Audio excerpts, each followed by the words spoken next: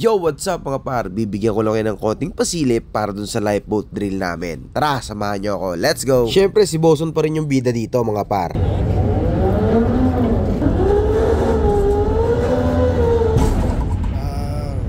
Paano mo na-break yun, boss? Ibaba mo lang ulit.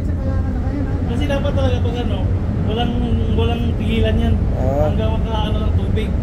Pero mga par, ito talaga yung pinaka-safe hilain na cable kung lowering of lifeboat yung usapan mga par, kasi libre ka dito. Doon lang pumeso si Boson kasi yun yung gusto ni Chipmate. Kasi gusto niya hanggang akomodasyon lang or medyo mas mababa pa kasi nga underway kami. Kasi pag yung cable na yun yung hinila mo, magtutuloy-tuloy yan hanggang baba hanggang ma-reach niya yung limit niya. Sa mga oras na to mga par, securing na tayo. Bibirahin na ulit natin yung lifeboat natin. At kung nakikita nyo, meron tayong painter line na dalawa, forward and aft. Ang purpose nyan para hindi mag-swing yung lifeboat natin.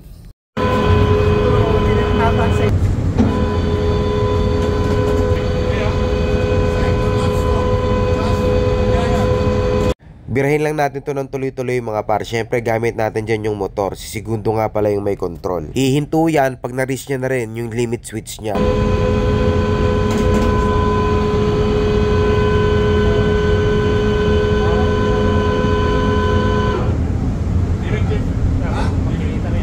Oh, di ba pumara na? At ang susunod niyan, Manual yan mga par.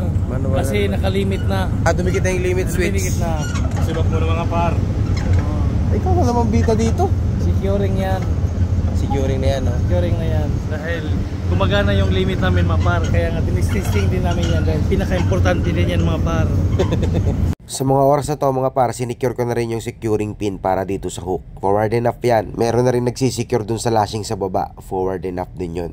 Shoutout kay Biris, aka Turman. Shoutout dyan. At sa Kamabilan. Today, drill muna kami. Alright.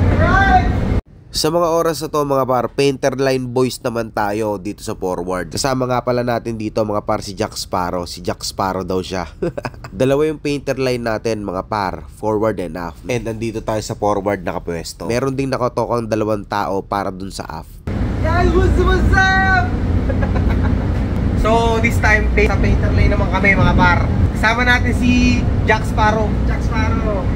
So, ngayon, underway kami. Ilo-lower lang nila. Simulate lang natin kung paano i-lower yung lifeboat katulad ng nakita nyo kanina. Dito makikita nyo kung paano siya binababa talaga. Pero syempre, hindi natin re-release. Yung lowering lang.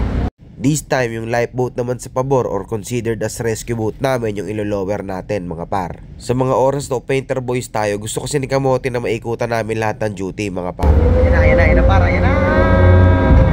Mga painter line, dito lang yan. So, hihigpitan lang natin ng konti yan, no? Isahan lang natin ng konti par para hindi sumayaw. Diba? Yes, par. Ayos ba yan, par? Ayos yan, par.